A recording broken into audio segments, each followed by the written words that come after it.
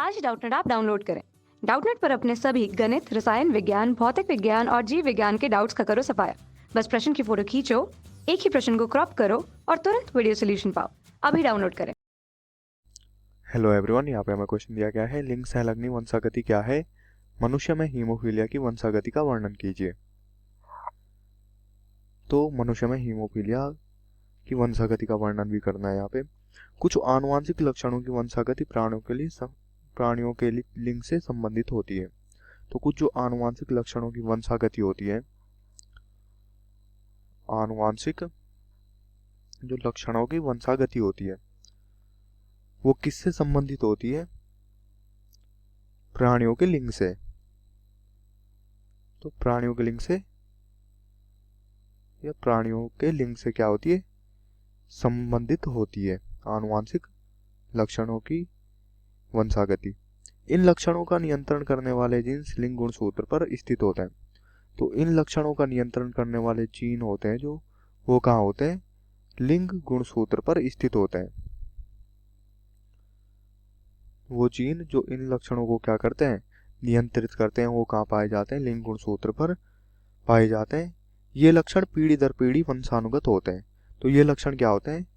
पीढ़ी दर पीढ़ी क्या होते हैं? वंशानुगत होते हैं। जैसे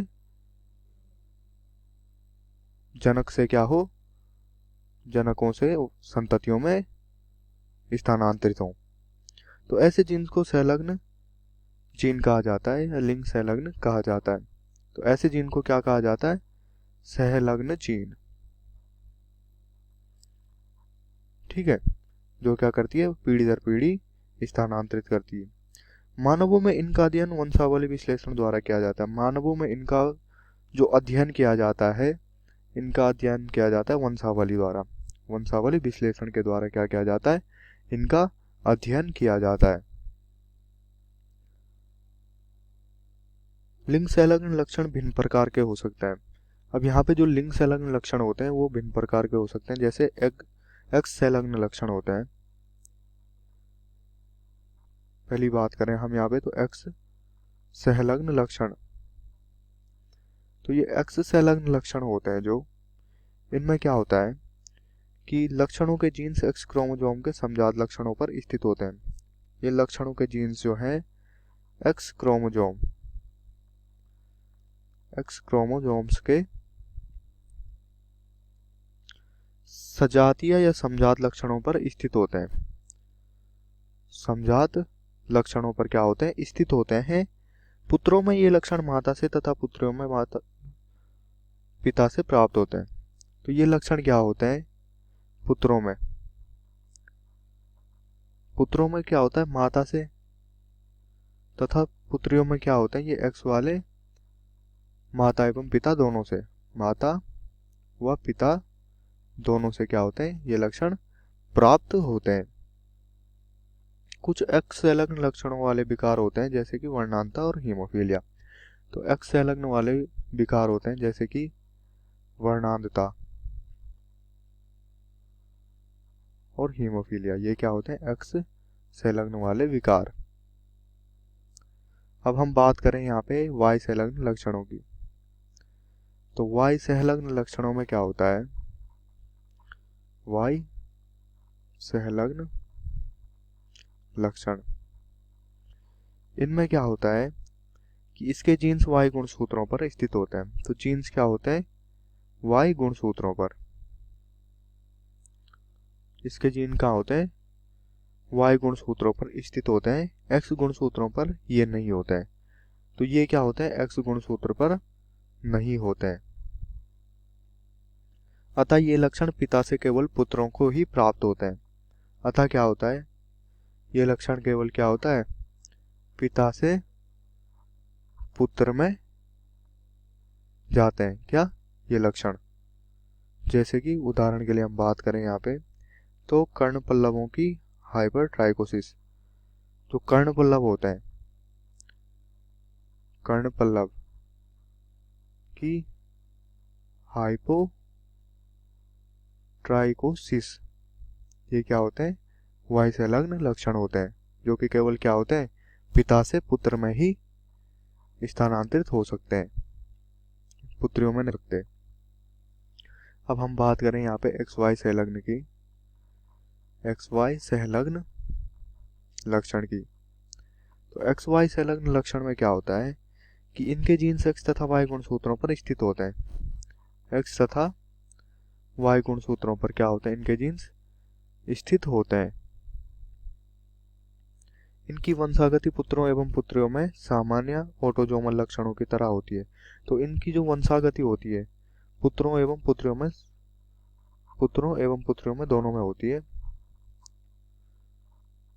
तो ये कैसी होती है, सामान्य ऑटोजोमल लक्षणों की तरह।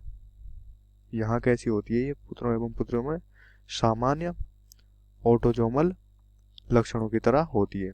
अब हम यहाँ पे बात करें हीमोफीलिया की। हीमोफीलिया, तो हीमोफीलिया क्या है, इसको ब्लीटर डिजीज के नाम से भी जाना जाता है, क्योंकि इसमें क्या होता है, रक्त निकलता रहता है जिसका लगातार क्या होता रहता है, स्रावन होता रहता है। इस रोग से ग्रसित व्यक्ति को चोट लगने पर रुधिर प्रवाह रुकता नहीं है। तो इस रोग से जो व्यक्ति ग्रसित होता है, जो व्यक्ति क्या होता है, इस रोग से ग्रसित होता है, उसमें कभी क्या होता है, जब चोट लग जाती है तो चोट लगने पर क्या होता है कि उसका जो रक्त होता है, रक्त का जो प्रवाह होता है वो कभी क्या होता है, रुकता नहीं है। रक्त का प्रवाह क्या नहीं होता, प्रवाह रुकता नहीं है, अर्थात निरंतर क्या होता है, रक्त प्रवाह होता रहता है। ऐसा इसलिए होता है क्योंकि हीमोफीलिया से ग्रसित व्यक्ति के रुधिर में थक्का नहीं बन पाता। तो ऐसा इसलिए होता है क्योंकि जो हीमोफीलिया से ग्रसित व्यक्ति होता है उसके खून में थक्का नहीं बन पाता, या क्या होता है, थक्का बनता है पर देर से बनता है। कभी क्या होता है, थक्का नहीं बनता, पर कभी कभी जब बनता है तो क्या बनता है, देर से बनता है, एकदम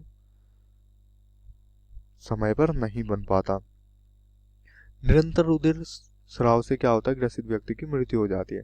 अगर ये रुधिर क्या होता है, निरंतर स्राव होता है, क्या होता है, निरंतर स्राव।